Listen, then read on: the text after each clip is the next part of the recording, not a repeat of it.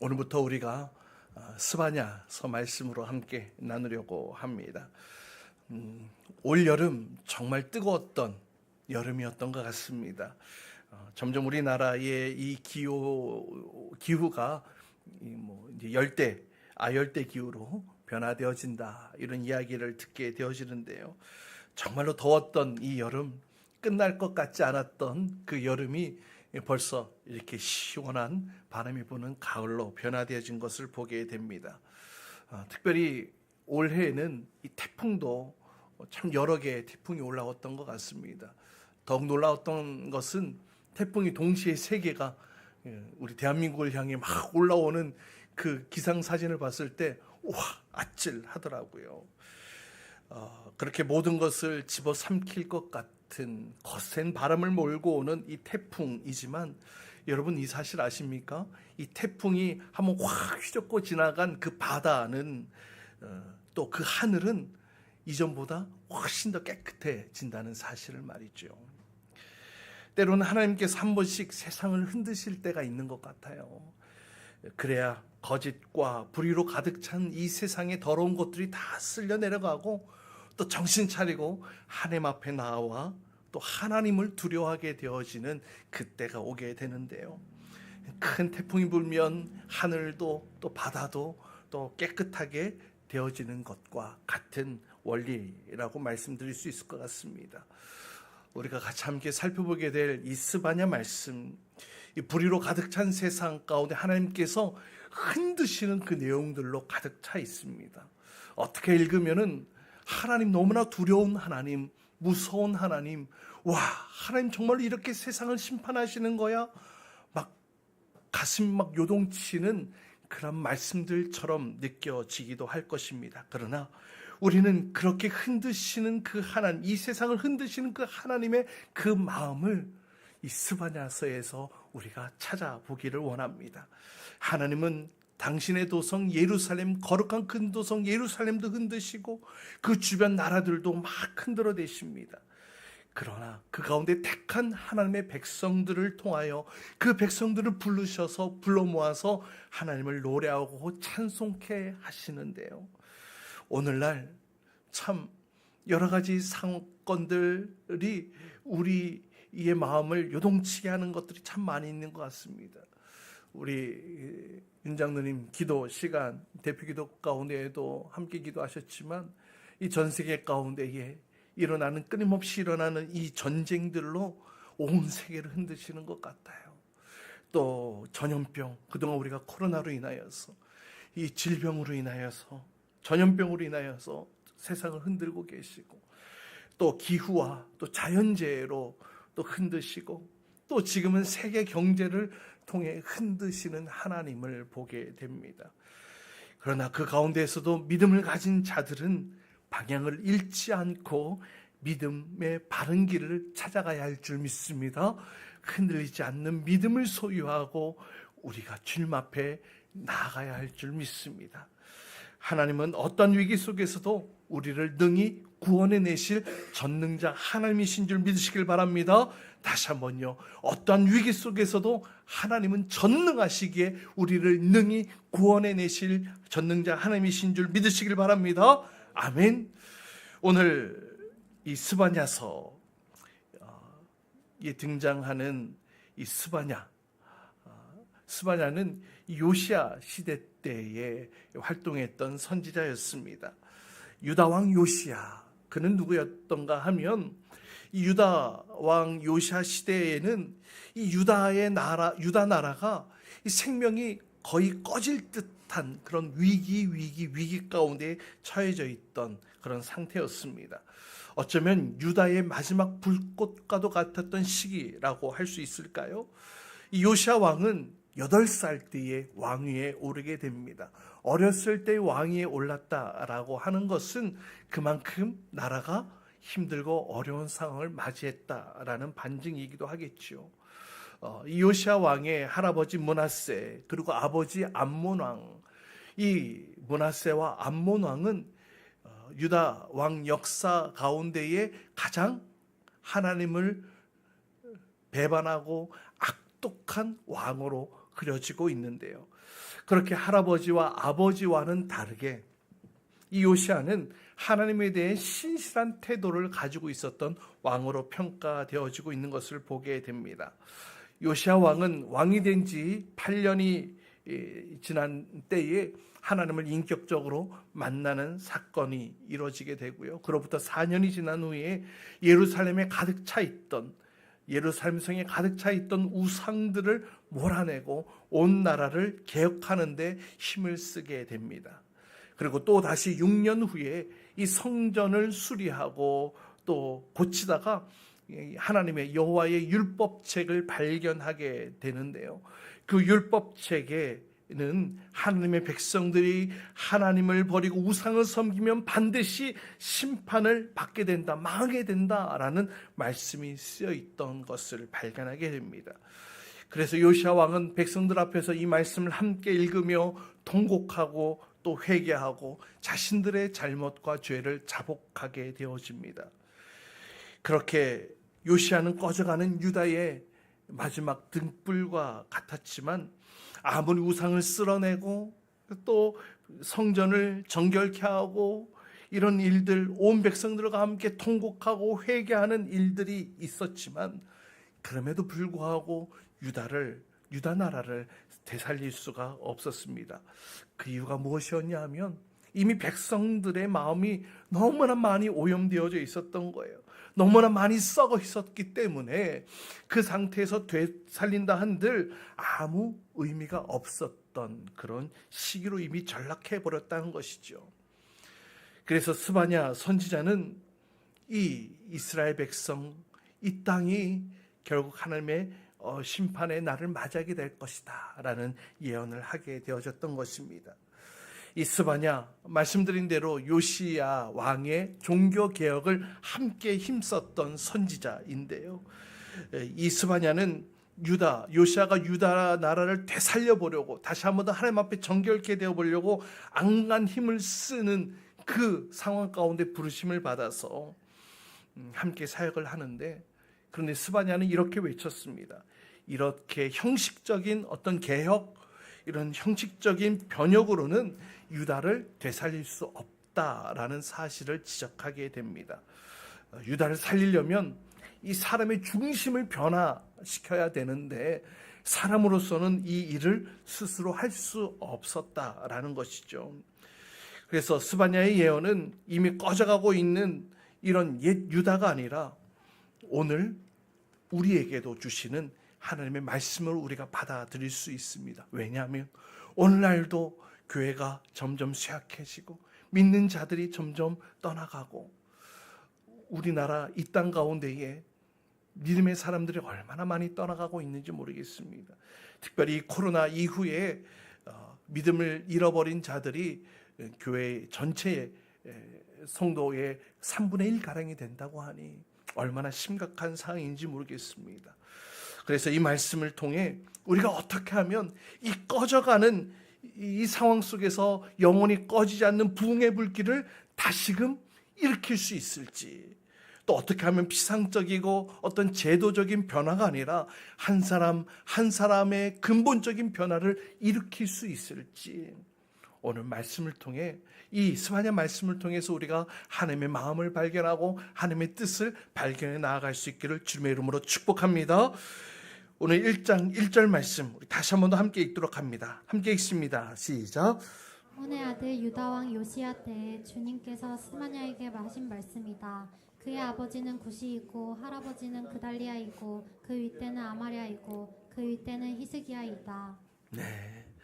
대개 선지자들은 자신을 소개할 때에 누구누구의 아들 혹은 또 어디에 사는 누구라고 소개를 합니다. 왜냐하면 중복되어지는 이름이 많았기 때문에, 같은 이름이 많았기 때문에 헷갈리지 않도록 정확하게 구별하기 위해서 자신의 출신 혹은 살던 지역에 대한 명시를 합니다. 그런데 오늘 스바냐는요, 굉장히 상세하게 자신의 집안에 대한 내용들을 적어 놓는 것을 보게 됩니다. 할아버지, 증조 할아버지, 또 고조 할아버지까지 말이죠.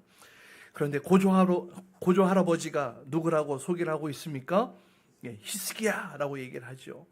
여기서 나오는 이 이름 히스기야는 유다를 개혁했던 유다의 왕 히스기야 왕일 가능성이 매우 크다라고 모든 신학자들은 입을 모으고 있습니다.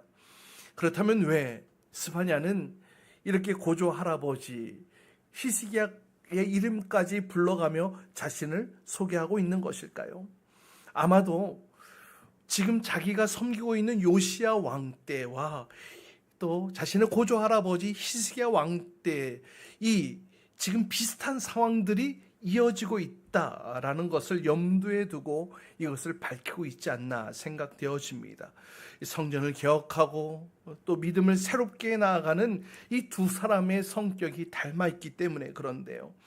그러나 이 두 왕 히스기야 또 오늘 요시야 왕 역시 완전한 성공을 거두지는 못했습니다. 위로부터 개혁되어진 이 신앙의 개혁들, 눈에 보이는 우상들 다 쓸어내고 없애버리고 또 변질되어졌던 예배가 회복되어지고 또 닫혔던 성전의 문이 열려지기는 했지만, 그러나 한 사람 한 사람 마음속에 깊이 자리 잡고 있었던 이 우상 숭배의 심리, 또 거짓 신앙까지는 바꾸지 못했다라는 것입니다. 만약에 스바냐가 히스기야의 현손이었다면 요시야 왕과 가까운 사이였을 거라고 생각되어집니다. 그래서 요시야의 개혁적인 이 신앙에 있어서 이 스바냐의 많은 영향력들이 아마 부어졌을 거라고 짐작되어지는데요. 그러나 스바냐는 요시야의 개혁으로는 유다가 완전히 치유될 수 없다, 회복될 수 없다는 사실을 너무나 잘 알고 있었습니다. 그래서 요시야의 이러한 몸부림, 개혁의 몸부림에도 불구하고 오늘 스바냐 선지자는 계속해서 어둡고 무서운 여호와의 날이 찾아올 것이라는 이 심판의 메시지를 던지고 있는 것을 보게 됩니다. 여러분, 여호와의 날이 어떠한 날입니까? 예루살렘이 비참하게 멸망하는 날인 거예요. 그러나 그것이 끝이 아닙니다.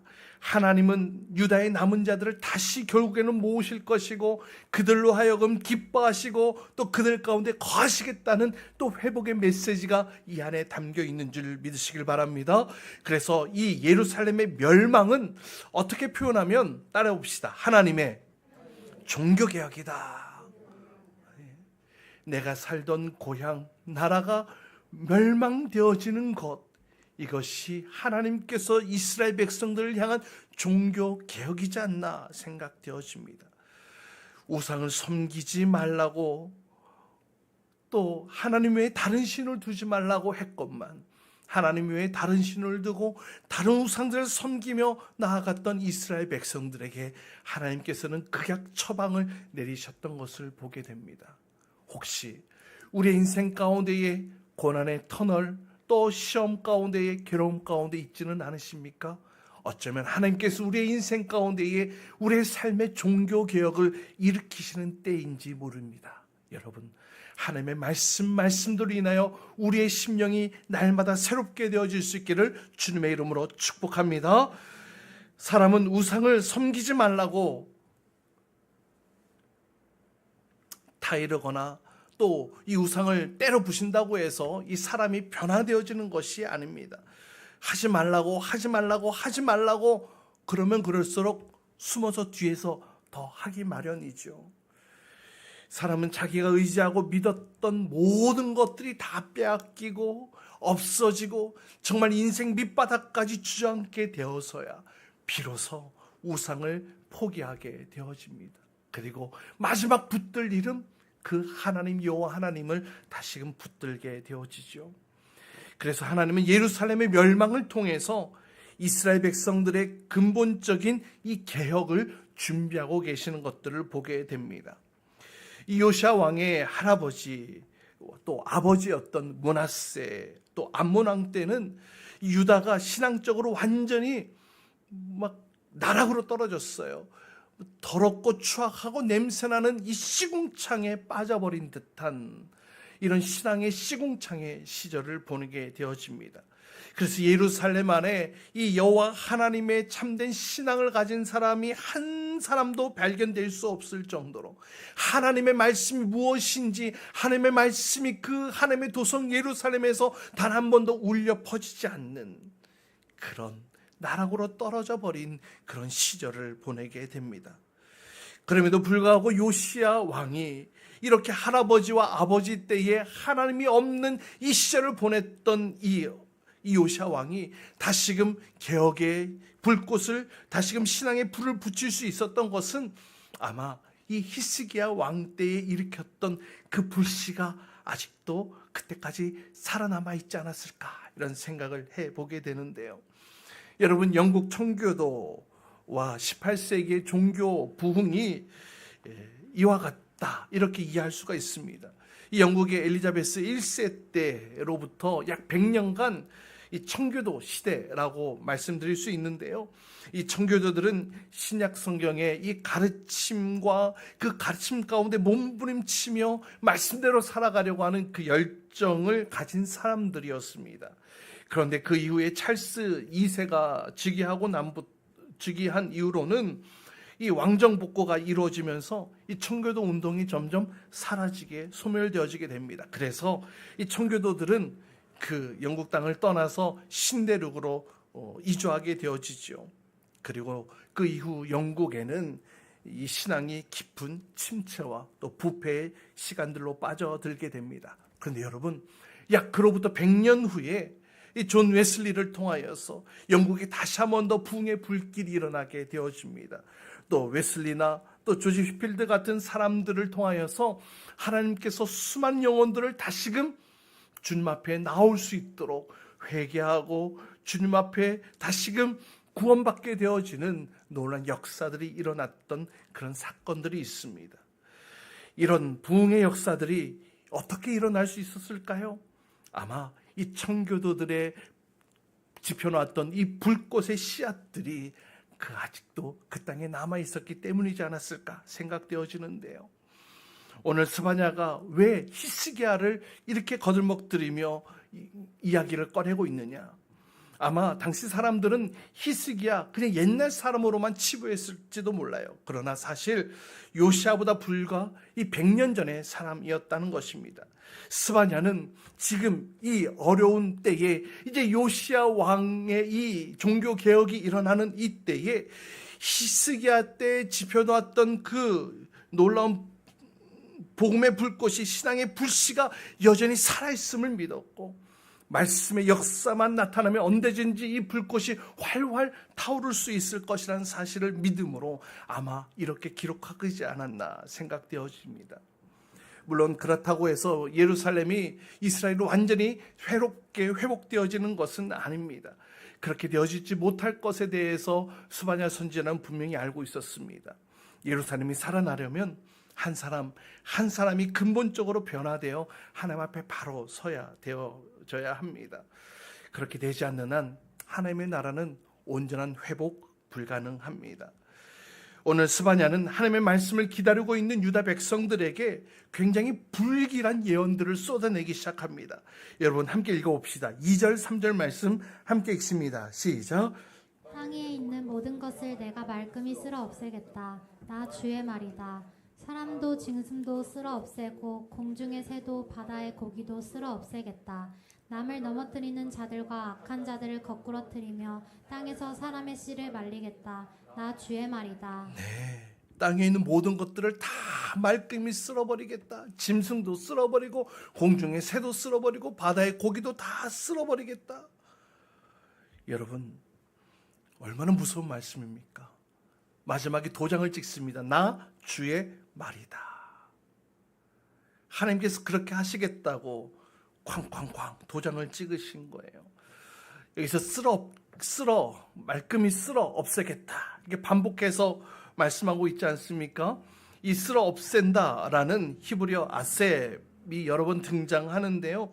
원문 그대로 해석하면 모든 것을 다 멸절시킨다, 멸절시키고 멸절시킨다, 이런 의미를 가지고 있어요. 그러니까 하나님께서 그냥 대충 하나님께서 그냥 심판을 내리셔서 운 좋은 사람은 어떻게라도 이렇게 살아남는 그런 것이 아니고요, 끝까지 추적해서 완전히 멸망되어질 때까지 그 심판의 손을 거두지 않겠다라는 아주 무서운 선언의 말씀인 것입니다. 아주 구체적으로 말이죠. 짐승도 공중의 새도 바다의 물고기도 다 없애겠다. 여러분, 이렇게 하나님께서 지면의 모든 것을 다 쓸어버렸을 때가 있었습니다. 과거에. 어느 때요? 언제 그러셨어요? 노아의 홍수 때 그러셨습니다. 그런데 여러분, 노아의 홍수 때와는 다른 모습이 한 가지 있습니다. 다른 점이 하나가 있습니다. 노아의 홍수 때에는 심판에서 제외되어졌던 대상이 있었어요. 물로 심판했으니까 누구는 살아남았겠어요? 네? 노아 가족들하고 또 물고기들은 살아남았겠죠. 네. 그런데요, 오늘 이 말씀에는요, 물고기까지도 멸절하겠다라고 얘기를 하고 있습니다. 다시 말하면 노아의 홍수 때보다도 더 철저한 완벽한 심판을 이루시겠다는 하나님의 선언인 거예요. 근데 여러분, 생각해 보세요. 잘못은 누가 했어요? 지금 유다 백성들이 잘못했어요. 무엇으로? 우상 숭배로. 유다 백성들의 우상 숭배로 인한 결과가 모든 것이 다 진멸되어지는 것, 모든 것을 다 쓸어버리게 된다는 거예요. 여러분, 이러한 상황이 이해가 되십니까? 도대체 무슨 관계가 있기에 이스라엘 백성들이 우상 숭배했다고 해서 공중의 새들도 바다의 물고기들도 짐승들도 다 멸절시키겠다는 거예요. 여러분, 하나님은요, 유다 백성을, 이스라엘 백성을 온 세상의 대표로 세우셨다라는 것을 기억하셔야 됩니다. 유다 백성이 하나님 앞에서 정직하게 살면 공중의 새들도 바다의 물고기들도 짐승들까지도 모두 다 복을 주셨어요. 여러분, 이 사건을 우리가 창세기 쪽으로 넘어가 봅시다. 하나님께서 태초에 인간을 만드셨어요. 아담과 하와를 만드시고 모든 땅의 창조 피조물의 대표자로 아담을 세우셨던 것이죠. 아담이 죄를 짓고 에덴 동산에서 쫓겨나게 되어질 때에 모든 땅도 저주를 받게 되어졌던 것들을 우리는 말씀을 통해 보게 됩니다. 이스라엘 백성들이 정직하게 살면 그로 인하여서 모든 것들이, 주변의 모든 것들이 복을 얻게 되어지고, 또 유다 백성들이 우상을 섬기고 부패하고 하나님 앞에서 죄를 범하면 그들만 멸하시는 것이 아니라 그 주변에 있는 모든 것들까지도 진멸케 하신다라는 하나님의 말씀. 이렇게 하나님은 모든 것을 이렇게 대표의 원리, 따라해 봅시다. 대표의 원리, 이 대표의 원리로 세우셨어요. 하나님이 처음 창조하셨을 때 아담에게도 동일하게 그렇게 맡기셨죠. 노아의 홍수 때에도 죄를 지은 것은 사람이었지만 모든 짐승들까지도 새까지도 진멸케 하셨던 사건. 그 이유가 무엇이냐 하면 사람이 모든 피조물의 대표이기 때문에 그렇습니다. 그래서 유다 백성들이 하나님을 제대로 섬기지도 않고 우상을 섬겼을 때에 이 모든 짐승들, 동물들뿐 아니라 이방인들까지도 다 멸하겠다는 이 하나님의 말씀. 여러분, 그래서 하나님의 백성은 나 혼자만 생각해서는 안 돼요. 내가 세상의 대표라는 사실을 명심하시길 바랍니다. 한번 따라해 봅시다. 내가 세상의 대표다. 하나님께서 여러분 한 사람 한 사람을 이 땅의 대표로 세워주셨어요. 지금 항저우 아시안게임 진행 중, 이제 거의 끝날 때가 되어졌는데요. 오늘 아침 뉴스를 보니까 어제 우리 남자 축구가 금메달을 땄더라고요.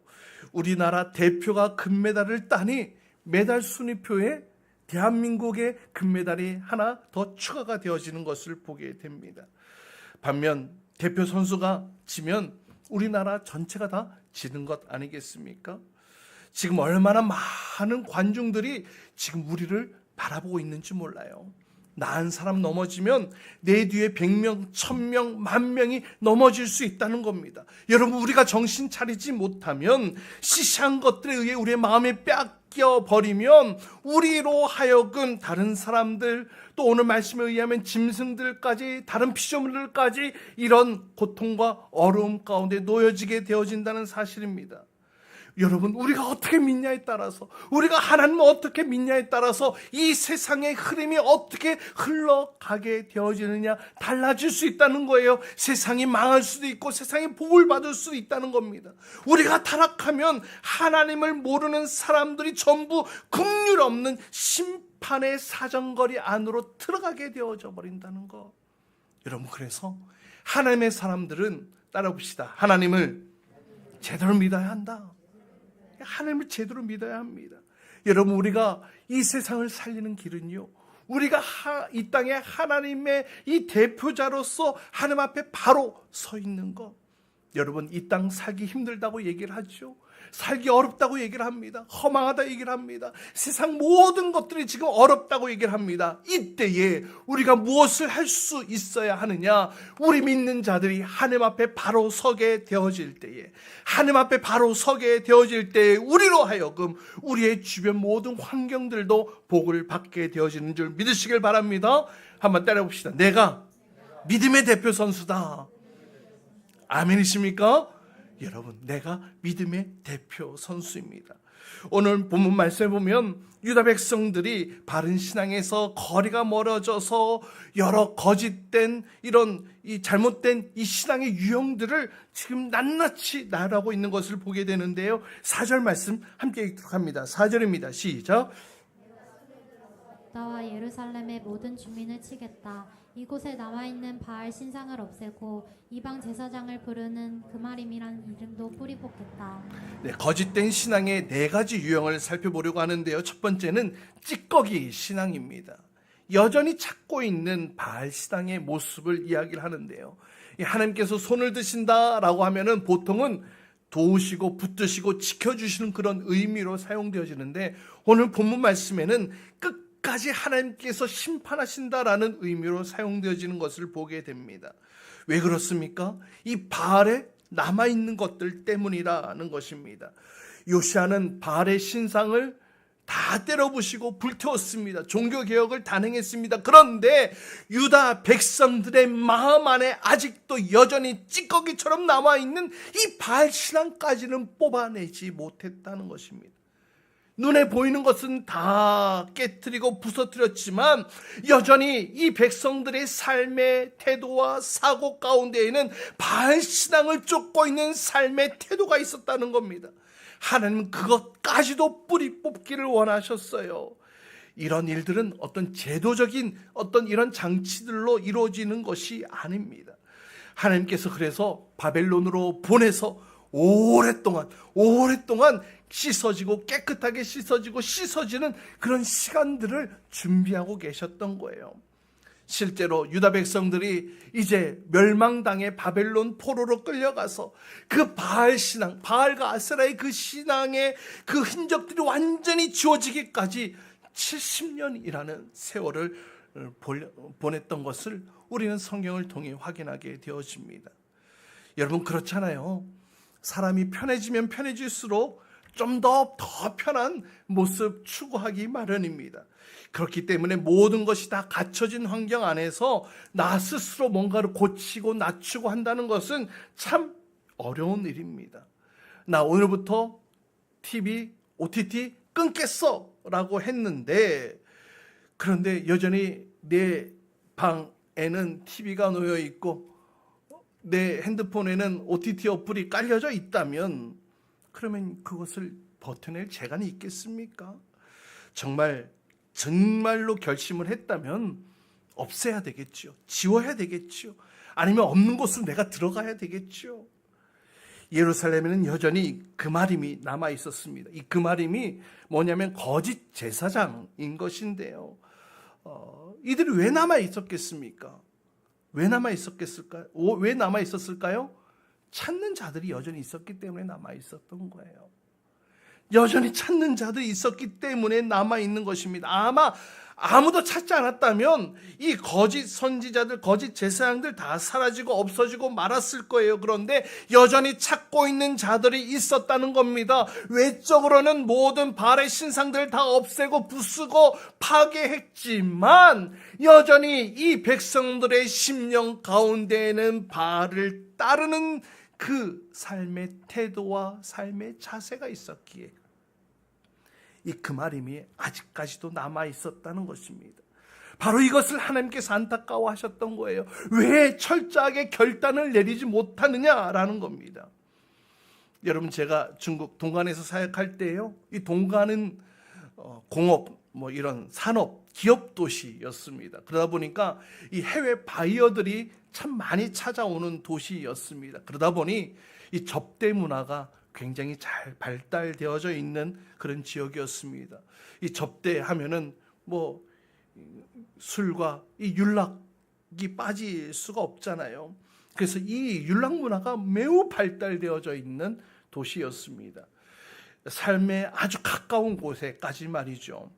그런데 어느 날 이 불법 윤락 시설을 대대적으로 단속했던 그런 날들이 있었습니다. 한 이틀 3일여 동안 이 불법 이런 윤락업소들을 다 적발해냈는데 뉴스에 보니까 적발되어 단속된 잡혀간 자들이 6,000명을 넘었다라고 하더라고요.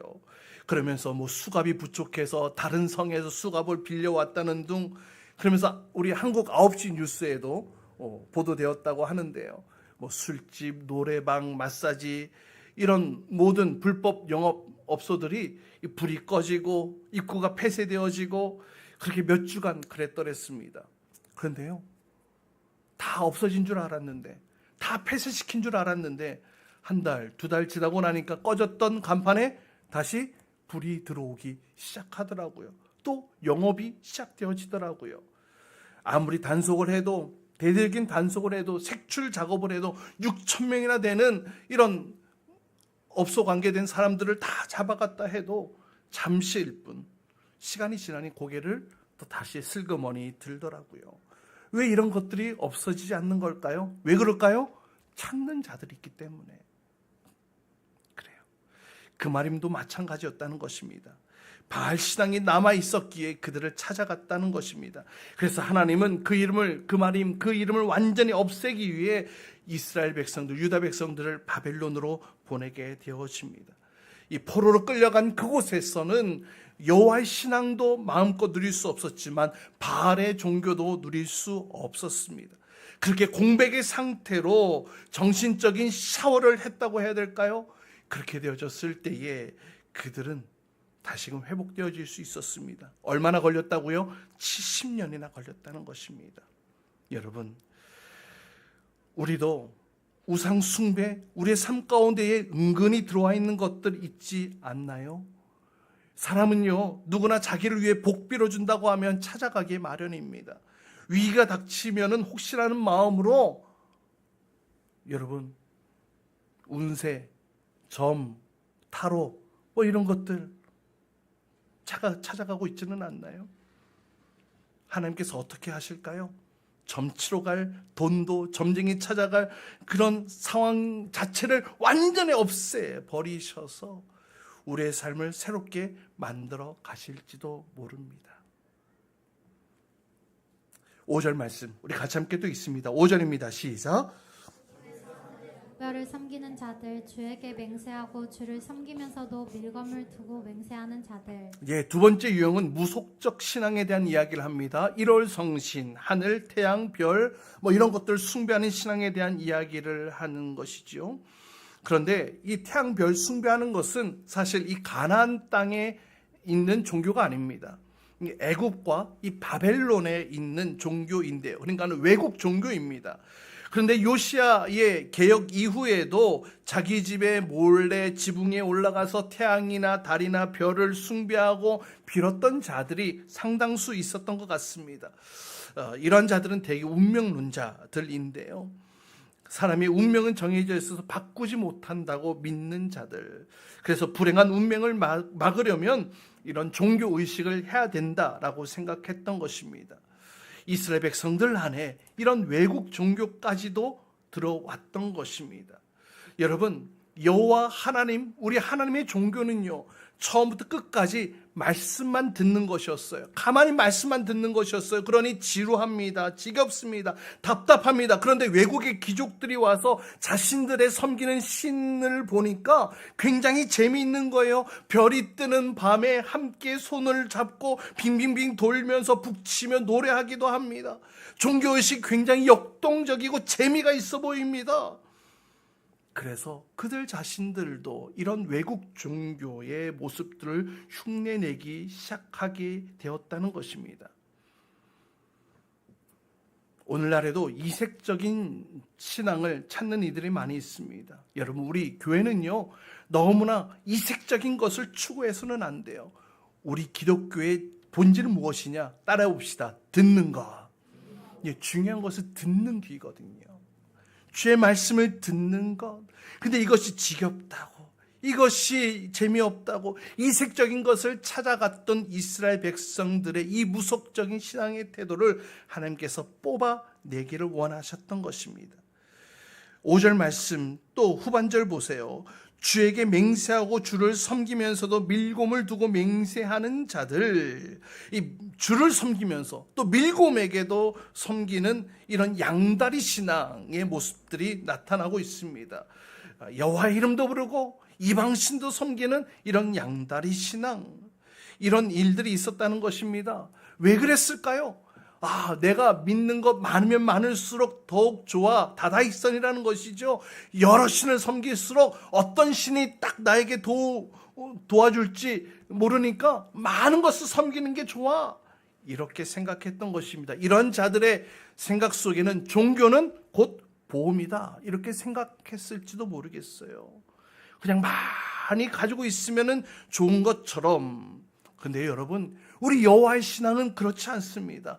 여호와의 신앙은 철저히 하나님만 따라가는 것, 하나님의 말씀에만 따라가는 것, 그 길이 용광로든 그 길이 사막이든 그 길이 풍랑이 있는 바다든 하나님이 말씀하시면 그 끝까지 따라가는 것, 이것이 바로 우리 여호와 신앙의 자세입니다. 그런데 이런 자세 없이 여호와 이름도 부르고 다른 밀곰도 부르면 이러면요, 온전한 신앙의 자세가 되어지지 못합니다. 하나님께서 이거를 뽑아내려고 하시는 거예요. 여러분, 신앙생활 하시면서 여전히 여러분의 삶에 주님보다 더 사랑하는 것, 주님보다 더 의지하는 것이 있다면 바로 이 양다리에 걸친 유다 백성들의 신앙과 같은 모습일지도 모르겠습니다. 이것을 뽑아내기를 원하시는 거예요. 마지막 네 번째는요, 6절 말씀 함께 읽습니다. 시작. 6절입니다. 시작. 주를 등지고 돌아선 자들, 주를 찾지도 않고 아무것도 엿주지 않는 자들을 내가 없애버리겠다. 네 번째 유형은요, 무관심한 신앙입니다. 더 이상 하나님에게 아무 관심도 갖지 않겠다, 이렇게 얘기를 하는 겁니다. 하나님께서 그렇게 순종하지 않으려면 그냥 떠나라고 말씀하실 때에 여러분, 떠나라고 해서 떠나는 게 맞나요? 아니요, 그렇게 해서는 안 돼요. 절대 떠나지 못해요. 나는 주님밖에 없어요. 꼭 붙들어야 합니다. 하나님이 아무리 나를 때리셔도, 나를 아무리 힘들게 하셔도 하나님 앞에 태싹 붙어 있어야 돼요. 근데 지금 하나님께서 답답해 하시는 것이 바로 이것입니다. 야, 너희들 그렇게 믿을 거면 믿지 마. 그렇게 할 거면 믿지 마. 그랬더니 유다 백성들이 예, 알겠습니다. 안 믿기 시작하는 거예요.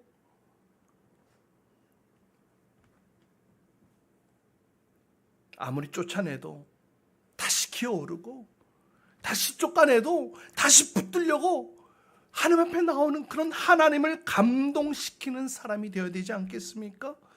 순종해라 하실 때에 싫어요 안 할 거예요 라고 버티다가 야, 그럴 바에는 차라리 하지 마 라고 할 때 네 한다면 여러분, 우리 하나님의 마음이 얼마나 아플까요? 정말로 하나님의 마음을 모르기 때문에 이러한 태도로 나오는 것 아닐까 생각되어집니다. 절대 용서하지 않겠다라고 한다 하더라도 하나님 아니에요, 그래도 저는 하나님밖에 없어요 라고 하나님 앞에 간절히 매달려야 하는 것. 반드시 멸망시키겠다, 하나님 망해도 좋아요, 그러나 나는 주님께 붙어 있겠어요 라고 하는 신앙. 바로 이것이 주님을 감동케 하는 신앙인 줄 믿으시길 바랍니다. 근데 여러분 그거 다 아시나요? 하나님이 심판하시겠다, 하나님이 멸망하겠다, 그것은 우리를 완전히 나락으로 떨어뜨리려고 하는 하나님의 의도가 아니라 하나님의 진정한 의도는 그 가운데 우리를 새롭게 하고 다시금 일으켜주기 위한 하나님의 그 신실한 약속이라는 거예요. 여러분, 그러니 우리가 놓치지 말아야 될 것은 바로 우리 하나님, 끝까지 붙들고 구해야 될 이름은 바로 여호와 하나님인 줄 믿으시길 바랍니다. 여러분, 오늘 이스라엘 백성들, 유다 백성들에게 주님께서 이 마음들을 지금 스바냐 선지자를 통하여서 전달하길 원하고 계세요. 오늘날 기독교가 너무나 많이 변질되어졌습니다. 무속적으로 믿는 사람들, 또 신앙을 가졌다고 하면서 여전히 세상과 양다리 걸치고 있는, 세상과 하나님과 줄다리기 하고 있는 이러한 모습들로 인하여서 이 세상이 어려움과 고통 가운데 있는 것은 아닐까요? 여러분, 우리의 신앙생활이 잘못되어졌기 때문에 우리가 살아가는 이 세상이 점점 망해가는 것은 아닐까요?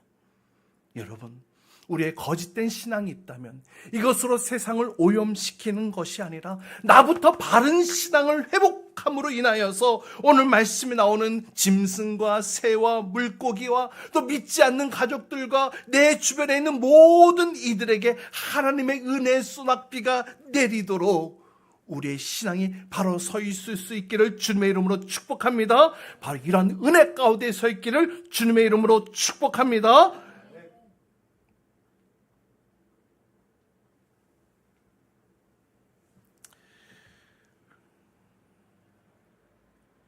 우리 시간 같이 함께 기도합시다. 시간 기도하실 때에 이렇게 기도했으면 좋겠어요. 하나님, 나의 신앙의 연약함으로, 나의 신앙의 불순함으로 나를 둘러싼 환경들이, 나를 둘러싼 주변의 여건들이 어려움과 고통 가운데 있는 것은 아닌지요. 내가 하나님을 믿는다고 하면서, 하나님을 신뢰한다고 하면서 여전히 양다리를 걸치고 있는 것은 아닌지요. 내가 하나님을 신뢰한다고 내 안에 내가 신앙인이라고 하면서 여전히 내 속에는 우상을 쫓는 삶의 태도로 살아가고 있는 것은 아닌가요? 하나님의 말씀을 듣는 것 지루하고 재미없고 답답하고, 뭔가 새로운 것을 찾아야지, 새로운 것, 이색적인 것들을 찾아가고 있는 우리의 잘못된, 거짓된 신앙의 모습들은 있지는 않나요? 혹은 하나님께서 말씀하시고 명령하시는 것들에 대해서는 아니요, 싫어요, 안 할 거예요, 거절하고 거부하다가 야, 그럴 바에는 하지마 라고 했더니 예, 알겠어요 라고 하는 그런 하나님 앞에 무관심한 신앙의 모습은 있지는 않은지, 이런 모습들로 인하여서 우리를 둘러싼 주변에 고통당하고 신음하고 아픔당하고 괴로움당하고 멸망해 가고 있는 것은 아닐까요? 이 시간 기도하실 때에 말씀과 성령의 불로 우리를 다시 한 번 더 태워주시기를 바랍니다. 우리 속에 있는 불신의 찌꺼기, 세상의 찌꺼기, 바알에 남겨져 있는 것들, 오염되어 있는 모든 것들이 다 태워지게 하여 주옵소서. 내 속에서부터 진정한 부흥의 역사가 일어나 우리 주변에도 이 하나님의 은혜가 부어지는 복을 누리게 하여 주시옵소서. 끝까지 견디는 믿음으로 서 있게 하여 주옵소서. 우리 같이 함께 주신 말씀 붙으시면서 함께 합심으로 통성을 기도하며 나가겠습니다. 함께 기도합니다. 주여,